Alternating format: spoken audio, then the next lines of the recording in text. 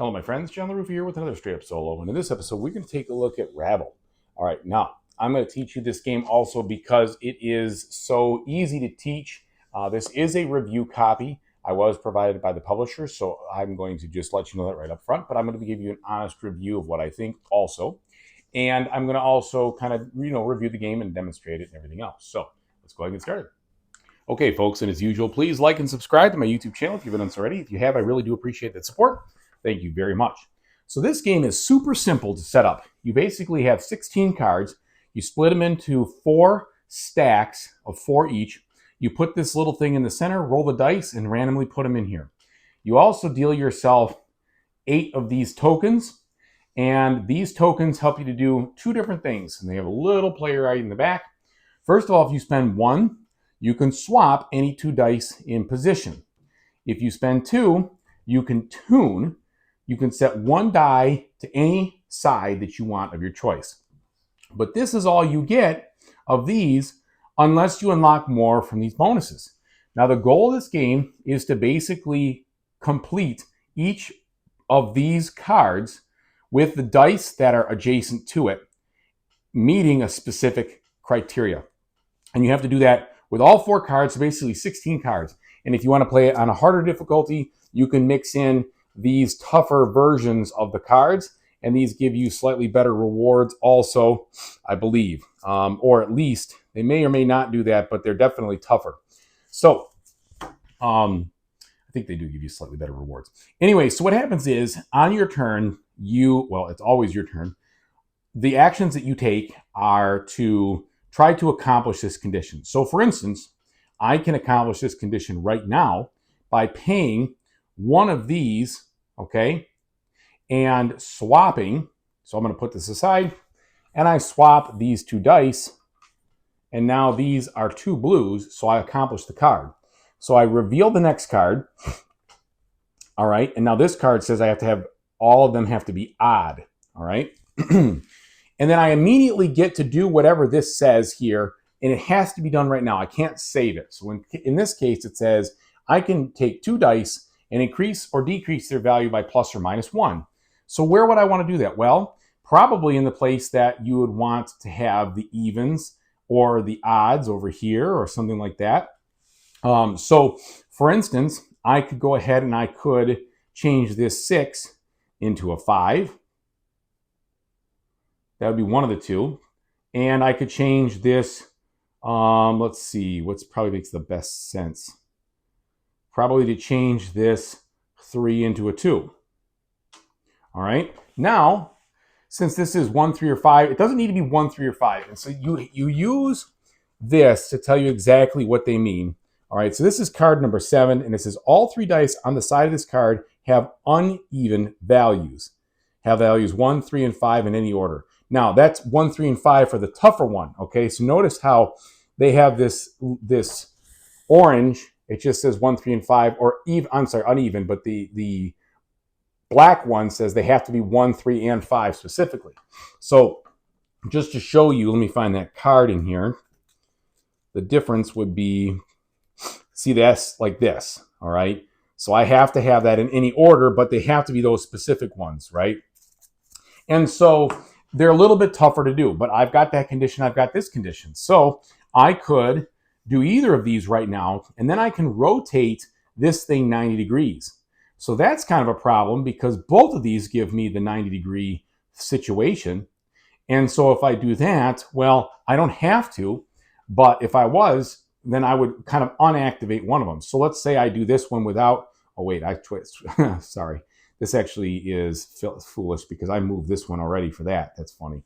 Just in doing that, I goof myself up. But either way, so let's say I go ahead and do this, all right? So I'm going to want to flip this one. This is even, so I can unlock this, and it shows me I can move it in 90 degrees. So I will. I'm going to move this 90 degrees right here.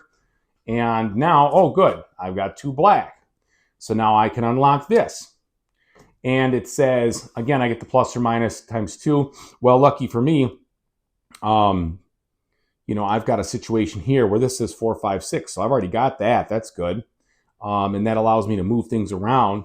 So if I was to do that, I could move this around here So if I was to make this, let's make this a 5 to make it odd.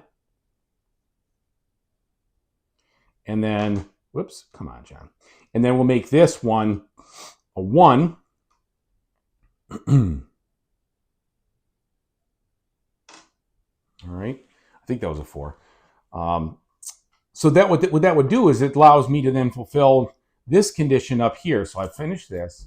Now I can do this one. These are 4, 5, or 6. So I've accomplished this. This lets me take a deck and move it around if I want to. And I do. I'd like to move these two like this.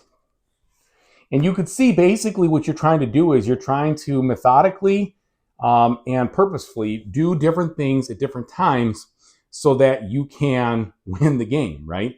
And you only have this amount to deal with. So, if you blow all these really quickly, you're going to lose. If you can figure out how to continue to chain things together like I'm doing, well, then that's how you win. So for instance, here I've got the 1, 3, 5. I can then do this, and it says I can rotate 90 degrees. Well, the best thing to do would be able to rotate it. But these are already in good shape because these equal one another. And I have 2 that equal. So I don't want to rotate that 90 degrees. We're just going to forego that one. I have this one and this one. This lets me pick up all my cards, shuffle them up, and deal them again. Well, I don't want to do that either. So because I have 2 numbers that are equal. So we're good there. And then I have 2 colors that are equal. Let's see after this.